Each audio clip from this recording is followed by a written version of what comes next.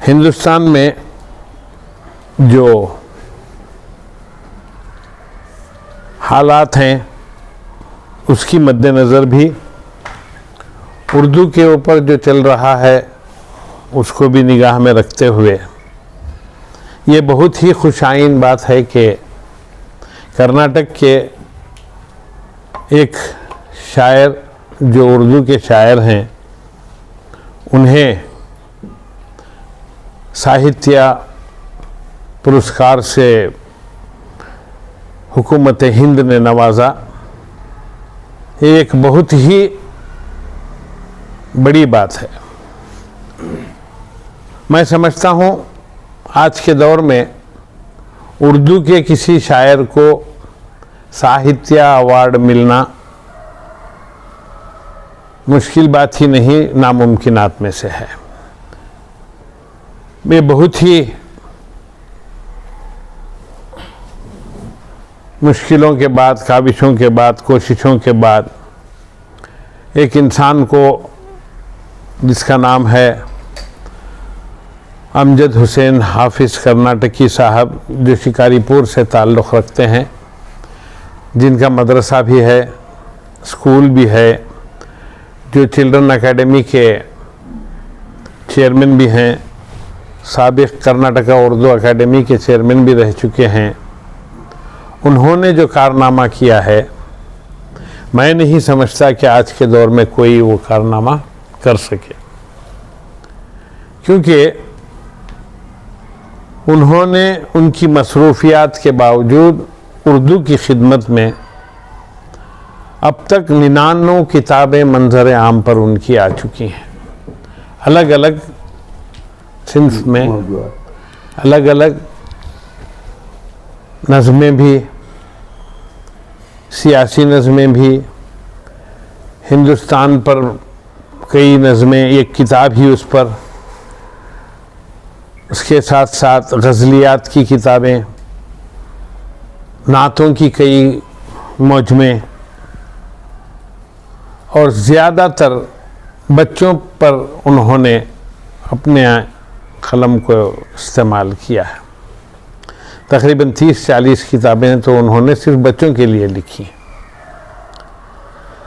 सिर्फ बच्चों के लिए किताबें ही नहीं लिखी।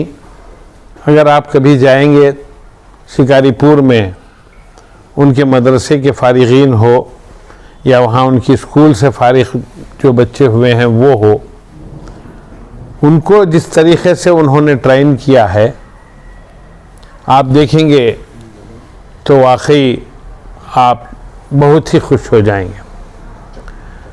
चंद बच्चों को तो उन्होंने शायर भी बना दिया है। नौजवान नस्ल में तकरीबन 8-10 बच्चियां और बच्चे शायर भी बन गए हैं। बैतबाजी का प्रोग्राम 3 घंटे मुसलसल आप बैठकर सुन सकते हैं, उतना तैयार किया है बच्चों को। एक एक बच्चे को 5-5 हज़ार उर्दू के शेर याद हैं। उन्होंने बच्चों के ऊपर इतनी मेहनत उठाई है और उसी मेहनत का नतीजा है कि वो बच्चों के शायर कहलाने लगे। उन्होंने जो बच्चों पर किताबें लिखी हैं उस पर उनको जो साहित्य अवार्ड मिला है, मैंने चाहा कि उनके एजाज़ में एक बेंगलुरु में प्रोग्राम करें और इंशाअल्लाह 2 दिसंबर को बाद नमाज मगरिब जमजम शादी महल में अमीर शरीयत की सदारत में ये प्रोग्राम होने वाला है। अब बात इसके लिए कॉन्फ्रेंस करने की या आपको बुलाने की समझ में नहीं आ रही होगी आपको। आप सोच रहे होंगे इसके लिए क्या ज़रूरत थी हमको बुलाने की। ये चूँकि प्रोग्राम उर्दू का है और उर्दू में उस मंजिल तक पहुंचना ऐरे गैरे की या नथु खैरे की या दूसरे ऐसे ही मामूली लोगों की बात नहीं है। ये एक बहुत ही खद्दावर शख्सियत के लिए मखसूस है और हम तमाम उर्दू वालों का ये फ़र्ज़ बनता है कि हम तमाम एक साथ जुटकर उनकी अच्छी सी तशहीर करें, पब्लिसिटी करें, लोगों को बुलाएं, दिखाएं कि भाई उर्दू वाले कहाँ तक पहुँच सकते हैं। और ये काम आप लोगों के सिवा उतना आसान नहीं है। मीडिया ही है जो किसी को उठा सकता है, किसी को गिरा सकता है। इसके लिए मैंने चाहा कि सबसे पहले आपके खिदमात से काम शुरू करूं। मैंने इसलिए आपको यहाँ पर बुलाया और चाहता हूँ कि आप अपने मशवरों से मुझे नवाजें कि हम लोग क्या करें। उस दिन मैं चाहता हूँ कि कम से कम जितने भी लोग आए जो उर्दू अदब से वाबस्ता हैं, उनको दुआएं तो खैर देंगे ही, एक छोटा सा एजाज़ करें सब मिलकर अपनी अपनी जानिब से। अखबारी दुनिया वाले भी उनका एजाज़ करें, मीडिया वाले भी उनका एजाज़ करें, क्योंकि आपका एजाज़ हम सब करते आ रहे हैं। उर्दू वाले हर जगह आपको बुलाते हैं, आपकी इज़्ज़त अफजाई करते हैं। और जब एक इंसान उस जगह पर पहुंच गया है तो मैं अपने तय समझता हूं कि हम तमाम का ये फ़र्ज़ है कि हम तमाम मिलकर ये काम करें, क्योंकि ये बात उर्दू की है। आप भी अब उर्दू का ही चला रहे हैं, आप भी उर्दू की चैनल हैं। अल्लाह ने आपको अभी छुपे हुए लोगों को आसमान पर उठा लिया। आपकी चैनलों के तुफ़ैल से आपको भी इज़्ज़त, शोहरत, नाम सब मिले हैं। इसलिए मेरी ख्वाहिश है कि हम तमाम मिलकर इस प्रोग्राम को अच्छे से अच्छा और कामयाब प्रोग्राम बनाएं, ताकि पता चल जाए हिंदुस्तान ही नहीं आलम उर्दू जहाँ तक उर्दू है, इस बात का पता चले कि वाकई कर्नाटक भी एक ऐसी सरजमीन है जहाँ से एक उर्दू का ऐसा भी शायर पैदा हुआ था जिसने बच्चों के अदब पर 50 किताबें ही नहीं लिखी, 40 किताबें ही नहीं लिखी, बल्कि उसे हुकूमत हिंद ने साहित्य अवार्ड से नवाजा, बाल साहित्य पुरस्कार जो है उससे नवाजा है। तो मैं समझता हूँ इसमें आप तमाम का ताउन रहेगा। इसको अच्छी सी एक तशहीर भी करेंगे, आप लोग उसमें खुद शामिल होंगे। मुझे आप लोगों को अलग अलग अब फिर बुलाने की ज़रूरत नहीं है, क्योंकि ये आप तमाम का काम है। मैं चाह रहा हूँ कि हम तमाम का काम है, हम तमाम मिलकर करें। मुझे कहें कि हम वो करें, भैया आप वो कीजिए या मैं वो कीजिए, आपकी राय मशवरों से, क्योंकि ये आने वाला कल मुझे कोई नाम नहीं चाहिए। मुझे अल्लाह ने जितना नाम देना था वो दे दिया। मैंने उर्दू अकेडमी में जो मैंने अपने काम किए हैं, बस उसे मेरी उर्दू की खिदमत के लिए मैं खुश हूँ, मुतमईन भी हूँ। मुझे अल्लाह ने मुझे इज़्ज़त भी दी है, वैसे भी अल्लाह ने मुझे शोहरत भी दी है, मकबूलियत भी दी है, शायरी में भी दी है। मुझे इससे कुछ ये नहीं है। मैंने सोचा कि अगर हम नहीं करेंगे तो कोई नहीं करेगा।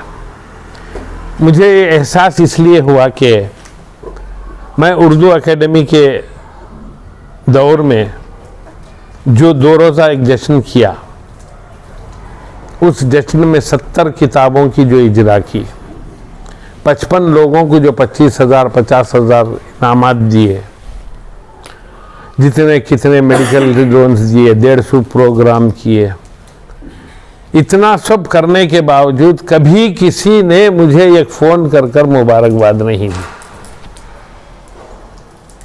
मुझे उस बात का दुख नहीं है कि किसी ने मुझे मुबारकबाद नहीं दी। अगर हम पहल नहीं करेंगे कि भाई एक जिसका आदमी ने काम किया है उसको अगर हम नहीं सराहेंगे तो शायद आने वाली दुनिया किसी को सराहेगी नहीं।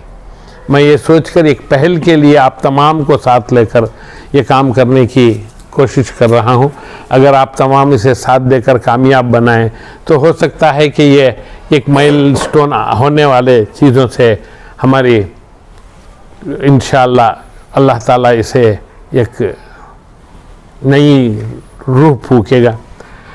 कर्नाटका उर्दू पोइट्स एसोसिएशन एक हमारी तंजीम है, वो बहुत पुरानी तंजीम है, जिसके सदर हमारे उस्ताद असद एजाज साहब हुआ करते थे। मैं उसका सेक्रेटरी था। मैंने चाहा कि उसी बैनर तले ये काम करें, क्योंकि कर्नाटक पोइट्स एसोसिएशन जो है बहुत काम हम पहले भी किए हैं। मैंने चाहा कि मैं उसी बैनर तले करें, तो मैंने अपने तई ये काम करने का बेड़ा उठाया है। उसमें हमारे इरफानुल्लाह क़ादरी साहब का साथ में है। उन्होंने मुझे हमेशा हर मोड़ पर साथ दिया है। सबसे ज़्यादा ये मीडिया का आप लोगों को बुलाना हो या मीडिया का कवरेज हो, अखबारों को न्यूज़ भेजना हो, ये तमाम चीज़ें सिर्फ तशहीर से ही चलती हैं। मेरे कहने से या आपके मुझसे नहीं होता।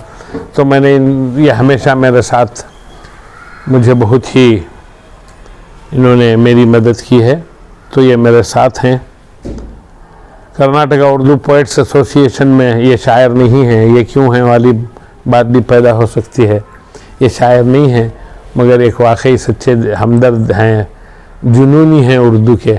इसलिए अब हमें नई तश्कील देना है बाड़ी। उसमें से 5-6 अफराद हमारे इंतकाल हो चुका है, शोराए कराम का जो है। तो उसमें इनको मैंने PRO की हैसियत से लिया है और इंशाअल्लाह अब नई बाड़ी भी उसकी हम तश्कील करेंगे और चाहेंगे कि हमेशा उर्दू के कास के लिए काम करें। और मैं चाहता हूं कि हमेशा आप हजरात कम से कम हम लोगों का जो उर्दू के लिए काम कर रहे हैं, सिर्फ उर्दू के कास के लिए, उनका थोड़ा सा आप बढ़ चढ़ कर साथ देंगे तो इंशाअल्लाह हम तमाम के लिए एक बहुत ही खुशाइन बात होगी। जितने आप हजरात हमेशा अखबारी दुनिया वाले जो हो या मीडिया के आप हजरात जो हों, जिसमें मशहूर मीडिया के लोग हैं, पहले दिन से भी वो उर्दू वालों का हर जगह साथ देते आ रहे हैं। मैं उन तमाम का शुक्रगुजार हूँ। अब नए नए चैनल्स आए हैं, वो भी बढ़ चढ़ कर आ रहे हैं, साथ दे रहे हैं, सहते हैं, धूप हो कि गर्मी हो कि बरसात हो, जाते हैं। और ये बात भी सही है कि उनके लिए कुछ सोचना था। मैंने प्लान भी बनाया था एकेडमी के दौर में कि भाई हर चैनल वालों का कोई ना कोई एक उनके लिए चीज़ का इंतज़ाम करने का सोचा था। वो नहीं हो पाया। इंशाल्लाह नहीं हुआ है तो हम मनाएंगे, हुकूमत से नए चेयरमैन आने दीजिए, उस पर भी काम करेंगे, आप लोगों के लिए भी बात करेंगे, झगड़ेंगे, दिलाएंगे, ज़रूर करेंगे।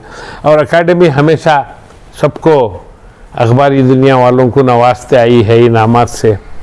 मैं सोच रहा था कि नेक्स्ट ईयर में हमारे बहुत से और काम हैं, ये आप लोगों को भी, टीवी वालों को भी, शाहिद को भी ना मिल गया है, रऊफ़ को भी मिला है, और नहीं तुमको नहीं मिला तो मिल जाएगा इंशाल्लाह, मिला देंगे, उसमें क्या।